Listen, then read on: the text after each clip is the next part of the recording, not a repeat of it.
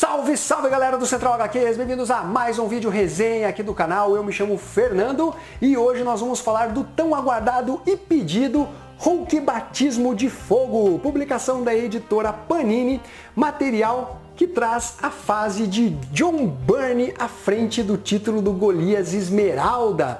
Uma publicação que conta aqui com essa bela arte de capa, material em capa dura. Esta aqui é a guarda da publicação. Material que conta com papel couché de alta gramatura. São 216 páginas coloridas ao preço de R$ 94,90. Além do mestre John Byrne, nós temos o saudoso Sal Buscema desenhando uma das histórias. E eu falo saudoso não por ele ter morrido, mas porque ele deixou a sua marca, o seu legado como um dos principais, se não o principal desenhista e o mais longevo da série do Incrível Hulk. Compilados dentro dessa publicação, nós temos as edições 314 a 319, o anual número 14, e também o especial Marvel Fanfare número 29. Antes de eu entrar no mérito da qualidade das histórias e dos desenhos do John Byrne, eu quero falar um pouquinho sobre essa curta passagem e o que levou o John Byrne a sair do título do Golias Esmeralda. Nós temos um texto de abertura aqui, que é do Fernando Lopes, onde ele contextualiza um pouquinho esta situação. Além disso, eu já sabia dessa história pelo livro do Rodrigo Talayer, né, que é uma biografia do mestre John Byrne e que eu recomendo para vocês. Basicamente, o John Byrne teve uma ideia de trocar, né, ali a dança das cadeiras com o Bill Mantlo. O John Byrne achou que já tinha contribuído ao máximo, né, em relação às histórias da Tropa Alpha, e o Bill Mantlo já vinha há muitos e muitos anos escrevendo o Incrível Hulk. Logo após o final da Encruzilhada, teve um crossover envolvendo o Incrível Hulk com a Tropa Alpha.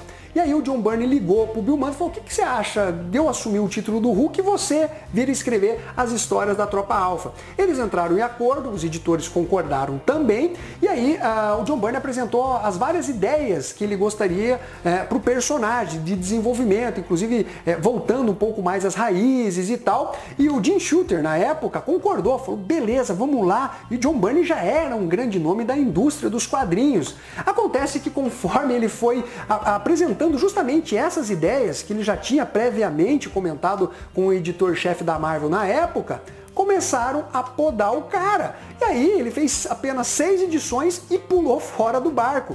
E aí coube ao editor-chefe da Marvel, o editor da publicação do Hulk na época, o Al Milgrom, concluir, né, esse arco de histórias que vai envolver a separação do Incrível Hulk do Bruce Banner. As histórias que estão compiladas dentro desse material, todas elas, saíram em formatinho pela editora Abril Jovem. Eu não vou lembrar exatamente quais são as edições, eu acho que foi até a 74, 73 com o John Byrne, e depois a conclusão do arco, acho que é da 74 a 77, e depois tem um outro roteirista, e aí chega o Peter David. Primeiro que a gente tem que aplaudir a editora Panini Comics, que publicou uma boa fase do personagem, uma das principais do Golias Esmeralda, que traz desde lá da coleção histórica Marvel, que é aquele material em capa cartonada, papel offset colorido, a fase do Roger Stern e toda a fase do John Byrne. Foram 12 volumes. E aí, quando parou na edição 12, eu fiquei louco da vida. Eu falei: justo agora que vai começar o Hulk na Encruzilhada, a Panini para com a publicação. Felizmente, lançou o material, né, com capa dura, todo luxuoso, contendo toda a fase da Encruzilhada, né, uma das mais importantes e influentes do personagem em todos os tempos. Tem resenha aqui, inclusive no Central HQs. E logo quando acaba a fase na Encruzilhada, nós temos o início da fase do John Byrne. Então, são anos e anos de histórias aí publicados pela editora Panini em relação ao título do Incrível Hulk. E isso me leva a crer, galera, que nós tenhamos aí até o final do ano um anúncio da Panini em relação a uma publicação Omnibus do Incrível Hulk da fase do Peter David, que é simplesmente genial, maravilhosa. Se inicia no final dos anos 80 e nos anos 90 se torna uma das principais e melhores publicações de super-heróis que vocês vão poder ler. Lá nos Estados Unidos já foram lançados 4 volumes, né? Uma fase muito longeva do Peter David, mais de 10 anos escrevendo o personagem. Eu considero a fase áurea até a queda do Panteão. Depois o Peter David acaba não tendo a mesma qualidade de escrita ali, eu não acho as histórias tão boas assim. Mas eu acredito que até o final do ano a gente deva ter um anúncio aí do Omnibus do Peter David em relação às histórias do Incrível Hulk. Ah, e tem mais uma coisa, eu gostaria muito que a Panini concluísse esse arco de histórias iniciado pelo John Byrne e finalizado pelo Al Milgrom. Eu tenho um certo receio da Panini, porque ela vem lançando, né, essas histórias do Incrível Hulk espelhadas em publicações que saíram lá nos Estados Unidos. A Encruzilhada saiu exatamente daquela forma, só que aqui no Brasil com capa dura, lá foi capa cartão, assim como esse encadernado do John Byrne que ganhou capa dura. Mas as histórias são justamente as mesmas, está espelhado. E não existe um encadernado que seja justamente, né, as edições faltantes para concluir essa fase do John Byrne pelas mãos do Al Milgrom. Não tem. Existem as histórias, essas histórias de conclusão dentro de um Epic Collection, mas que abarca muito mais histórias, não só do John Byrne. E eu realmente gostaria que a Panini lançasse um encadernadinho ali, trazendo essa conclusão que eu acho bem interessante. Eu gosto da conclusão que o Al Milgrom faz, né? Como que reuniu novamente o Bruce Banner com o Incrível Hulk, eu acho realmente bem interessante. Bom, dito tudo isso, vamos entrar no mérito aqui das histórias escritas pelo John Byrne. Basicamente, o Incrível Hulk saiu da encruzilhada, ele está perambulando pelo mundo, né? As pessoas achavam que o Hulk tinha morrido, enfim. E aí, chega nos ouvidos do Dr. Samson que o Hulk voltou. E a Beth Banner também, né, escuta a notícia de que o Hulk já está causando aquelas confusões e ela tenta reencontrá-lo. O Dr. Samson, ele já havia sido utilizado em outros momentos, mas nunca de uma forma onde ele praticamente coprotagonizasse as histórias do personagem. Aqui você vê um aprofundamento, inclusive no estudo psíquico que ele faz em relação ao Incrível Hulk. Então, o Dr. Samson, ele tem a ideia de separar o Bruce Banner do Incrível Hulk, de forma que o Hulk se torne uma casca vazia e ele consiga ensinar, fazer com que o Hulk, na verdade, auxilie a humanidade e livre o pobre Robert Bruce Banner da maldição do Incrível Hulk.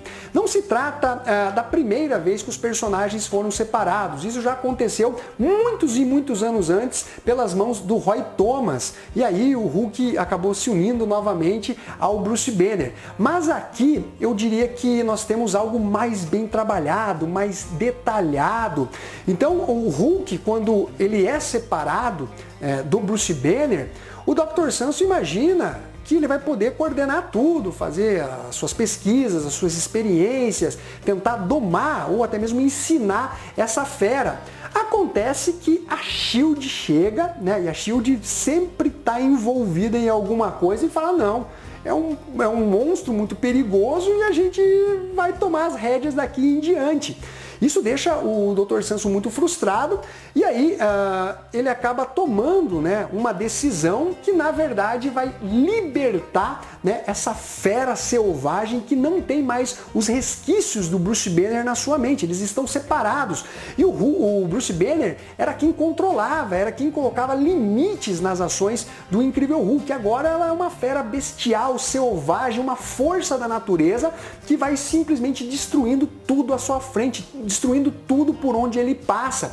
E o Dr. Samson, ele se sente muito responsável por isso. E o Dr. Samson fica obsessivo, ele se sente culpado por toda essa destruição e mortes que o Incrível Hulk está causando. Então, ele não vai medir as consequências para tentar parar essa fera. E isso lembra bastante o próprio General Ross, né, que tinha essa obsessão e o que acabou simplesmente destruindo a vida dele. Então, nós temos aqui algumas alterações muito interessantes que acabaram sendo exploradas por outros roteiristas, inclusive pelo Peter David. Por exemplo, o Dr. Samson, ele tem a ideia de aguardar o Hulk justamente lá onde explodiu a bomba gama que transformou o Bruce Banner em Incrível Hulk. O Peter David, mais para frente, ele começa a utilizar essa ideia que a cada nova transformação do personagem, ele sempre retorna ao local de criação. Então foi uma ideia que o Peter David pegou justamente dessa fase do John Byrne. Sem falar também que é justamente nessa fase que, enfim, nós temos o casamento do Bruce Banner com a Betty Ross, né? Esse amor que se inicia desde lá da primeira edição. Mas, obviamente, não vai ser uma cerimônia pacata, uma cerimônia tranquila. Temos também a volta do Rick Jones, nós temos aqui alguns personagens que acabaram sendo explorados mais uma vez pelo Peter David lá na frente, quando esses personagens que vieram a compor os Caça-Hulks, que é uma criação do Bruce Banner para caçar o Incrível Hulk, que estava causando uma grande destruição. Eles foram utilizados pelo Peter David como rocha, né? Quando o líder acabou manipulando, fazendo uma experiência com alguns membros justamente dos Caça-Hulks. Então você percebe que realmente foi uma fase muito influente e impactante dentro das histórias do Golias Esmeralda. Eu não quero falar nada mais do que isso, porque senão eu vou estar dando spoilers, né? Eu fiz um comentário por cima do que está rolando aqui dentro da publicação. Além da série mensal do personagem, escrita e desenhada pelo John Byrne, tem nessa publicação alguns especiais, como o anual, né, que é desenhado pelo Sal Buscema, a arte dele sempre muito característica e marcante, onde um gordão bem ricaço resolve sequestrar o Incrível Hulk para fazer algumas experiências para benefício próprio. E as coisas, obviamente, vão sair de controle. Além disso, nós temos uma história que é sensacional, que saiu em Marvel Fanfare número 29, onde cada página é um pin-up, com a arte deslumbrante e maravilhosa do mestre John Byrne. Olha isso! Cara, é sensacional, é legal demais. E até hoje eu me pergunto quem é este índio. Eu não vou poder entrar em muitos detalhes, mas coloque, se você já leu a história, quem que vocês imaginam que seja esse índio? Nunca ficou esclarecido quem seria este personagem aqui. Como eu já mencionei, não vou poder ficar entrando em detalhes aí, porque eventualmente pode estragar a surpresa de vocês. Mas olha que arte maravilhosa, né? John Byrne aqui no seu auge, tanto de roteiro, com a criatividade, a arte dele funciona tudo muito bem. As cenas de ação são épicas, vocês já viram por alguns inserts, mas olha isso, os combates com o Dr. Santos são bem violentos, são crus, ele consegue reproduzir isso de uma forma muito dinâmica, muito empolgante para quem está lendo, você sente toda a selvageria do Golias Esmeralda. Bom, galera, então que nota que eu dou para essa publicação, Hulk Batismo de Fogo? Eu dou uma nota entre 8,5 e nota 9, devido a todo o contexto e importância que tiveram essas histórias do John Byrne à frente do título do Golias Esmeralda. Vamos torcer aí que a Panini dê continuidade com essas publicações e também conclua esse arco de história iniciado e não terminado pelo John Byrne. Então é isso daí, galera. Espero que vocês tenham curtido esse vídeo. Não esqueça de dar o seu like, compartilhar e ficamos até a próxima. Fui!